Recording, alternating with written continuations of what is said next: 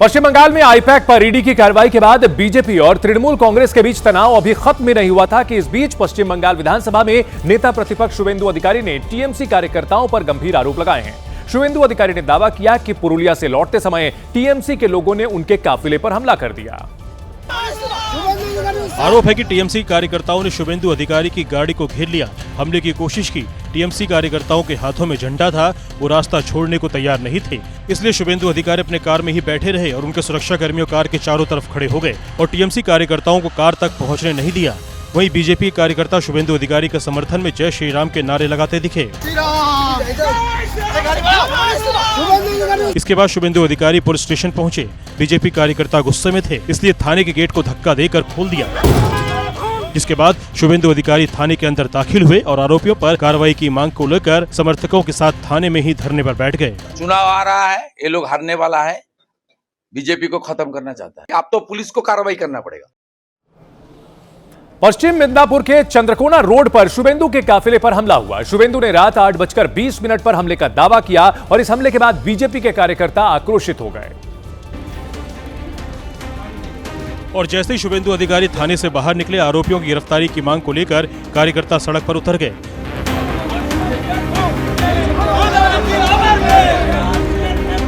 शुवेंदु अधिकारी आगे आगे मशाल लेकर चल रहे थे और पीछे पीछे बीजेपी कार्यकर्ताओं की भीड़ नारेबाजी कर रही थी। इस दौरान शुवेंदु अधिकारी ने फिर से पुलिस से कार्रवाई की मांग की, लेकिन एक्शन नहीं लिया गया तो उन्होंने कोर्ट जाने की चेतावनी दी।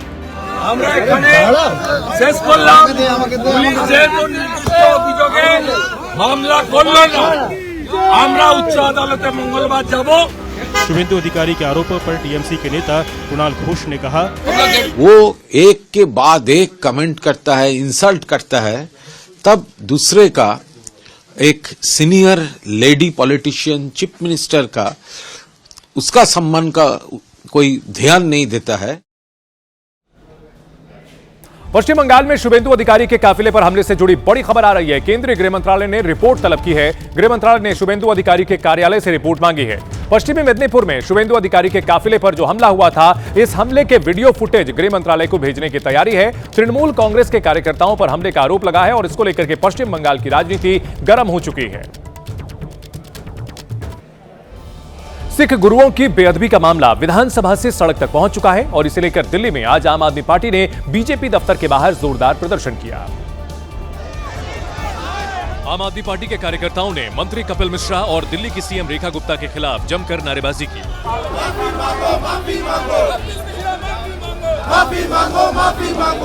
आप नेताओं का कहना है कि जो वीडियो आतिशी के खिलाफ बीजेपी ने दिखाया है वो फर्जी है। आप नेताओं ने इसके लिए बीजेपी से माफी की मांग की है। रेखा गुप्ता माफी मांगे, ये बात साबित हो गई कि भारतीय जनता पार्टी के मंत्रियों ने, कपिल मिश्रा ने, जो वीडियो आतिशी जी की आई थी उसके अंदर झूठे शब्द लिखकर उनको आगे चलाया। दूसरी तरफ सड़क पर बिना अनुमति के प्रदर्शन करने पर पुलिस ने सौरभ भारद्वाज और विधायक संजीव झा को हिरासत में लिया।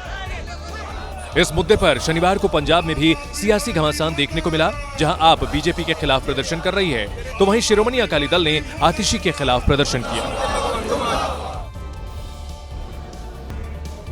गुजरात से सोमनाथ स्वाभिमान पर्व की अद्भुत तस्वीरें आई हैं। सोमनाथ मंदिर के विध्वंस के 1000 साल और जीर्णोद्धार के 75 साल पूरे होने पर आयोजित सोमनाथ स्वाभिमान पर्व में प्रधानमंत्री नरेंद्र मोदी शामिल हुए। पीएम मोदी ने मंदिर में पूजा अर्चना की और मंदिर बचाने के लिए बलिदान देने वालों को श्रद्धांजलि भी दी है।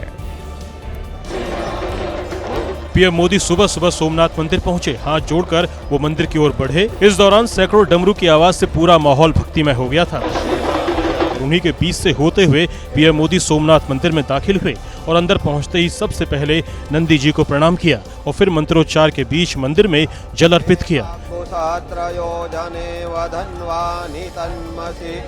पुजारी ने पीएम मोदी के ललाट पर चंदन का लेप लगाया और उस वक्त पीएम मोदी हाथ जोड़कर शिवलिंग के सामने साधना करते दिखे। जिसके बाद पीएम मोदी ने भगवान शिव का जलाभिषेक किया और शिवलिंग में पीले रंग का वस्त्र चढ़ाया।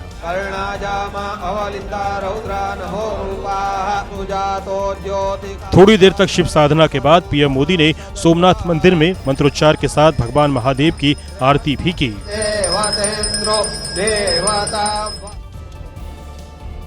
सोमनाथ मंदिर में शिव साधना के बाद पीएम नरेंद्र मोदी शौर्य यात्रा पर निकले। 108 घोड़ों की शोभा यात्रा निकाली गई और इस यात्रा में बड़ी संख्या में लोग शामिल होकर सोमनाथ स्वाभिमान पर्व को ऐतिहासिक बनाते नजर आए।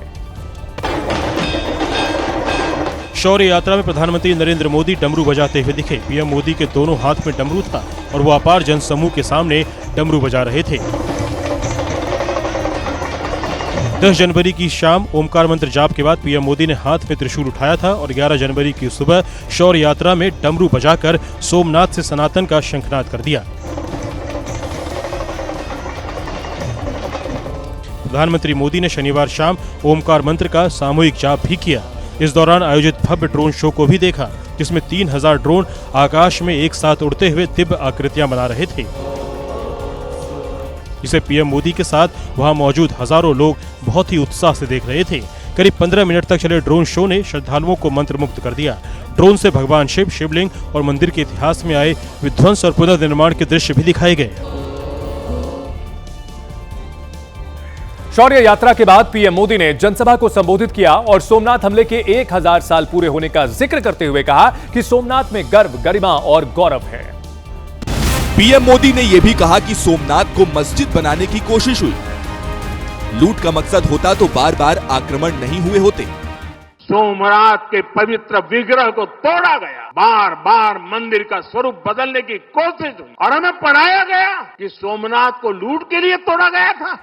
पीएम मोदी ने सोमनाथ का इतिहास लिखने वालों पर कड़ा प्रहार किया और सोमनाथ शौर्य सभा में बिना नाम लिए कांग्रेस पर हमला भी किया। जब सरदार वल्लभ भाई पटेल ने सोमनाथ के पुनर्निर्माण की शपथ ली तो उन्हें भी रोकने की कोशिश की गई। 1951 में तत्कालीन राष्ट्रपति डॉक्टर राजेंद्र प्रसाद के यहां आने पर भी आपत्ति जताई गई। पीएम मोदी ने शौर्य सभा में लोगों से भारत विरोधी सोच के खिलाफ एकजुट होने का आह्वान किया। कुत्सित तरीकों से भारत के खिलाफ षड्यंत्र हो रहे हैं और इसलिए हमें ज्यादा सावधान रहना है। ऐसी हर ताकत को हराना है जो हमें बांटने की साजिश से रच रही है। यूपी के इटावा में 50 बीघे में बन रहे केदारेश्वर धाम मंदिर को लेकर यूपी के कैबिनेट मंत्री ने बड़ा बयान दिया है। अखिलेश यादव ने मंदिर निर्माण का वीडियो सोशल मीडिया पर शेयर किया था, जिसमें केदारेश्वर धाम तेजी से अद्भुत आकार लेता हुआ दिखाई दिया।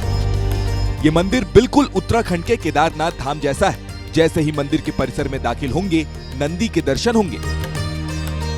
मंदिर की दीवारों पर कई देवी देवताओं की मूर्तियां लगाई गई हैं। मंदिर के अंदर भी अद्भुत डिजाइन बनाई गई है। मंदिर का निर्माण अभी पूरा नहीं हुआ है, लेकिन काम तेजी से चल रहा है। अखिलेश यादव ने मंदिर का वीडियो शेयर करते हुए लिखा, जब कोई अदृश्य करवाता है तभी ऐसा बड़ा काम आकार पाता है, दृश्यमान हो जाता है। अखिलेश यादव के इस पोस्ट पर यूपी सरकार के कैबिनेट मंत्री संजय निषाद ने कहा, मंदिर सबके सहयोग से बनता है। भगवान राम का जो अयोध्या में मंदिर है वो पूरी दुनिया के लोग मिलके अपने चंदे से, अपने आस्था से, अपने सहयोग से बनवाए हैं और संघर्ष करके बनवाए हैं।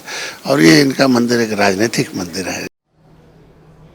यूपी से बड़ी खबर आ रही है, जहां देवरिया में अवैध मजार को प्रशासन ने बुलडोजर से ढा दिया है। कुछ ही देर में अवैध मजार को जमींदोज कर दिया गया। प्रशासन ने बुलडोजर एक्शन से पहले नोटिस जारी किया था और अब जब लोगों ने अवैध मजार को खाली नहीं किया तो उसे ढा दिया गया है, जिसकी तस्वीरें भी सामने आई हैं।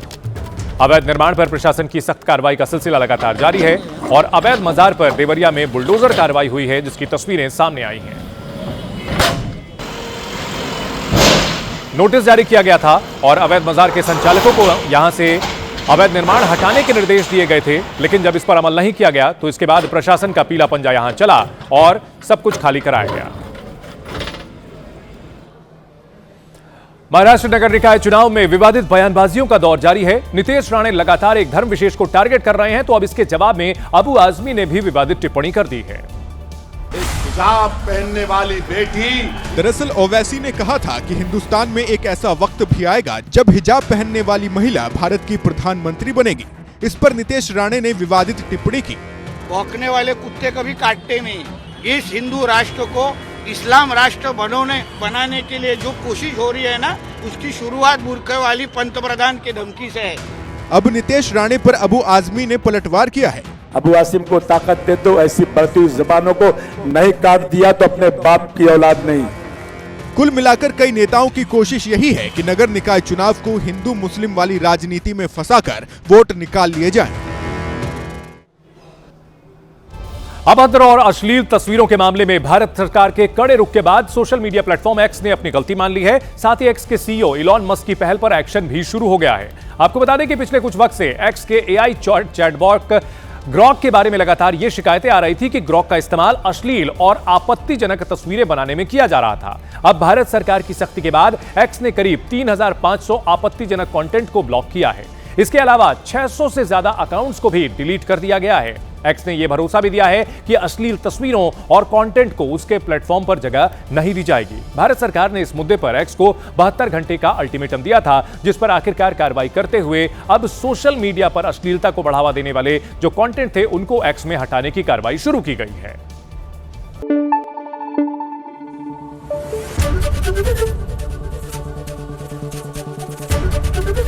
एबीपी न्यूज आपको रखे आगे।